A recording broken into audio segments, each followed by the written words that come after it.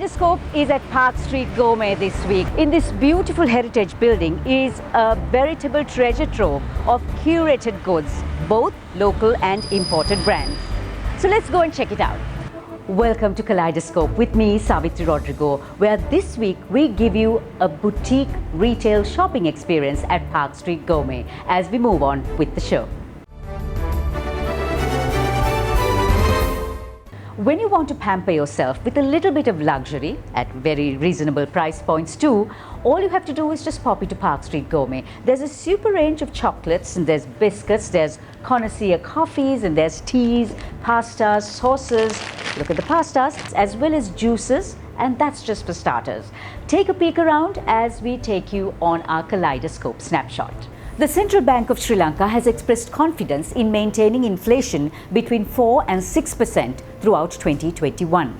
Sri Lanka's cabinet approves a $180 million loan from the China-led AII Bank to support COVID-19 hit SMEs. UNCTAD says global trade will slow down again in the first quarter of 2021, having already contracted 9% in 2020. The longest tunnel in South Asia, a 28-kilometer irrigation tunnel costing $244 million, will be built in Sri Lanka. 33 new species of butterfly have been found in Maduru National Park. A French nun, Europe's oldest person, has survived COVID just days before her 117th birthday. A 12-year-old in South Korea may be the next Warren Buffett. His hobby is buying stocks and his returns were a stellar 43% last year. The smallest reptile on Earth, a sunflower seed-sized chameleon, has been discovered in Madagascar. We'll be back with our news capsule while enjoying a super boutique retail shopping experience at Park Street Gourmet.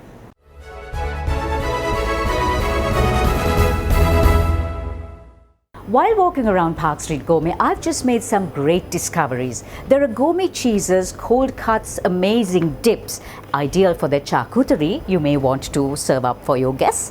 Then there's that dinner for afters. The best cuts of lamb and beef, steak to die for, and sausages, salmon, crab, prawn, whole fish and mussels for the ultimate foodie experience. If you're not too much into the cooking part, well, there's always that entire range of ready-to-eat options. Now, with my taste buds all excited with what's available at Park Street Gourmet, we get into our People's Bank News capsule. Business as we know it will never be the same again. It's all about adapting and transforming. With the vaccine rollout, business leader Amal Cabral analyzes that business confidence and risk appetite is increasing, and these are imperative ingredients for companies to prosper. As the new normal becomes the normal, Amal Cabral shares a recipe for winning businesses. There will be totally new opportunities in what I call the post-pandemic new normal. The pandemic, as we are all well aware, has forced many significant changes to consumer behaviors. You and I and people in general are e-browsing, e-buying, e-paying, using e-media. Many of us are working remotely, and as we speak, supply chains are getting reinvented. Businesses that are visionary, bold, and astute, and have strong fundamentals in place are bound to secure profitable growth opportunities. Of course, you need to be agile and not risk averse. Embracing new technology, particularly in the digital space, and cost efficiency will be, I believe, keys to success. As businesses ride through these tough times, resilience and patience will be virtues. The benchmark ASPI kept seesawing this week with a bearish pause prompting a nosedive in the middle of the week. This week, the indices fell by 8.3% and the average daily turnover was also down to 4.8 billion rupees. Oil prices reached its highest levels in over a year, topping $60 per barrel, boosted by supply cuts among key producers and further US economic stimulus measures to boost demand. WTI prices settled down at $58.38 per barrel towards the end of the week. Gold prices picked up slightly this week, but at $1,844 per ounce, it's still much lower than the $1,950 levels seen in January this year. We are always excited to feature young achievers who are forging diverse pathways to follow their passion. One such is Shiran Salgado, who made sandals using coconut fiber under the brand name Tabasco. Me and a friend got started with Tabasco with this dumb idea to make coconut fiber slippers. Through many friends and family, I got samples of materials. I took my parents' old coffee table as my work table. I sat on the ground and started making sandals. Why I finally got started is that I learned that I needed a mission in life to feel fulfilled. About 5 years prior, I fell in love with coconut fiber, so I thought, why not make reinvigorating coconut fiber my life's mission? To do so, I take inspiration from this brand called Allbirds. This New Zealander had this dumb idea to make wool running shoes. He made a pair and now is the world's biggest sustainable footwear brand. So we at Tabasco aim to reimagine applications with abundant natural resource help solve the world market's sustainability crisis. Our first product is a super comfortable, super chill pair of sandals where coconut fiber is the key feature. For the first time in history, purple dyed Iron Age textiles have been found in Israel, dating back to King David's era. The fabric, preserved for over 3,000 years and dyed royal purple, is associated with royalty, with the dye that was used believed to be costlier than gold. Meet Robbie Megabyte, Bosnia's first robot rock band musician, who has already performed in online gigs called The Quarantine Show for one, and Robbie sings and plays with the band Dubiosa Collective. We'll be back with Dr. Chandani Pereira to discuss surviving burns on Srilanka Life. Let's talk. With Srilanka Life Pension Saver, Sri Lanka's premier retirement plan, start planning for a retirement today. Srilanka Life, a relationship for life.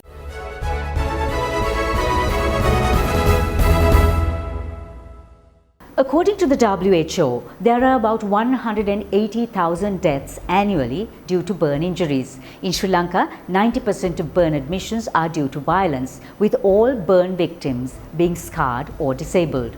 Most are in their 20s and 30s. In addition to acute phase care, the government ends up paying 5,000 to 15,000 rupees for disability for life, maybe for 40 to 50 years. Imagine the cost. Consultant plastic surgeon of the Burns and Reconstructive Surgical Division of the National Hospital, Dr. Chandani Pereira, sees this dark and painful journey every single day and quantifies the toll it takes on our free public health system as well as the victim. So how bad is the situation when it comes to burn victims in the country, Chandani? So you have two types of burns, non-intentional and intentional. What do I mean by intentional? When people actually pour an accelerant onto their bodies and that causes the burn, or someone else pours it onto the body and causes a burn. So it could be kerosene, it could be a bomb, it could be an assault acid burn. So all of these are intentional burns and they are related, the good news, related to human behavior and therefore preventable. So on average, if you think a burn costs $1,000 a day minimum, and patients are in hospital for at least 4 to 6 months, requiring 12 to 18 months of therapy after they are discharged, you can imagine the cost for a middle income country. Particularly since everywhere in the world, burns are treated as public patients or public cum private, but very little private input. So that's a huge cost and it's a lot of violence. So what problems do you foresee in society that actually leads up to this? Violence and burns are common in Asia, Southeast Asia, and in particularly the belt where there are middle income countries. So for example, Iran, Iraq, Afghanistan, India, Nepal, Bangladesh, Sri Lanka, and of course Vietnam, Cambodia. So you can see there is a cultural and ethnic pattern. In our own country, it's commoner among people of South Indian descent. So what are the most common burns that come into hospital for you? The commonest burn is due to the non-intentional burn, which is negligence. So hot water, hot steam, accidental flame burn. The good news, it's eminently treatable, can be managed on an ambulatory basis, which 70% of burns that come to the hospital are, and can be managed with dressings alone. What about the psychological aspect of it, the mental health aspect of a burns victim? How is that handled? Our health system is already providing a public health service for 21.5 million people free from the time of admission and even the rehabilitation. They are already overburdened. So the psychological aspects have been done actually on a private funded basis with experienced psychologists, and it has worked because every single one of my patients who underwent the psychological program for sometimes 2 to 5 years, so you know why it has to be privately funded and it has to be confidential, have done exceedingly well. What would you recommend as first aid for a burn victim? I love this question because that is the first prevention that you encounter. Hold the burn under running water at room temperature for 20 minutes. Now mind you, 20 minutes is like the time of a news forecast, 6 o'clock news. That's a long time. And as you hold the burn under the water, the pain will not reduce. The pain will actually increase a bit because the burn is becoming more superficial. The more superficial a burn is, the more painful it is. The less painful a burn is, that's when we get very concerned because it means it has gone beyond the nerve endings and it is deep. So as you do it, you will have increased pain, and this is why people don't do it adequately. But after your 20 minutes, you will get the real benefits. It will reduce the depth and the extent of burn. That is a message that should be known in every school, every household, every person. Chandani evaluates that prevention is a large and needed issue. Vulnerable segments of society must be empowered, where justice and compassion supersedes violence, where self-esteem and self-respect is power. An empowered woman is one against whom violence cannot win. Thank you, Dr. Chandani Pereira, for your insights shared on surviving burns in the larger context. On Srilanka Life, let's talk. With Srilanka Life Pension Saver, Sri Lanka's premier retirement plan, start planning for your retirement today. Srilanka Life, a relationship for life. There are some truly amazing local craft brands at Park Street Gourmet, which are usually not found in your local supermarket. In fact, most of the items in this store are not found in your local supermarket. With Valentine's Day being celebrated this Sunday, we thought we'd bring you some naughty and nice on Singer Life in 60 with entrepreneur, CEO and designer of Dark Angels intimate wear, Savithri Rodrigo.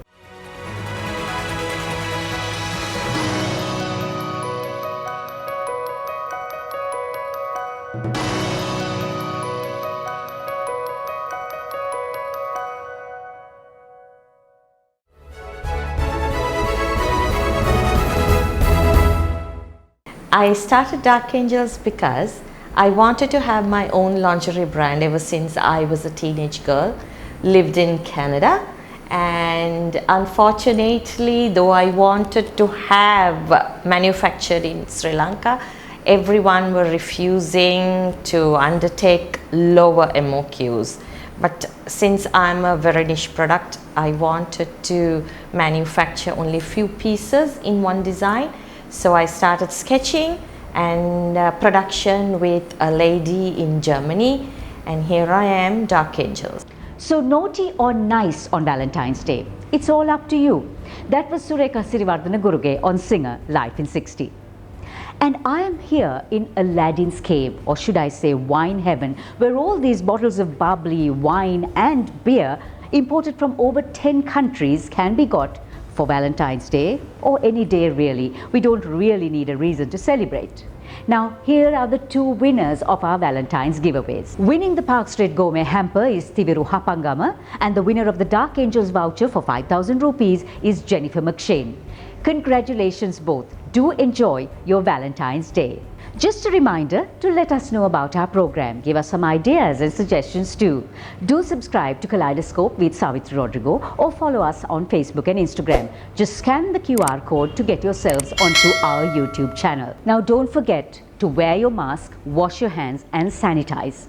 Amami hand sanitizer and hand wash comes in a variety of fragrances and sizes. Just one other thing. If you see this sign on anyone's mask, it means that they are hearing impaired. It's impossible to read lips if someone is wearing a mask, so please do remember that hearing impaired people find it doubly difficult in these COVID times. So we leave you here to enjoy the boutique retail experience at Park Street Gourmet with our Kaleidoscope takeaway. You must never be fearful of what you're doing when it is right. Rosa Parks.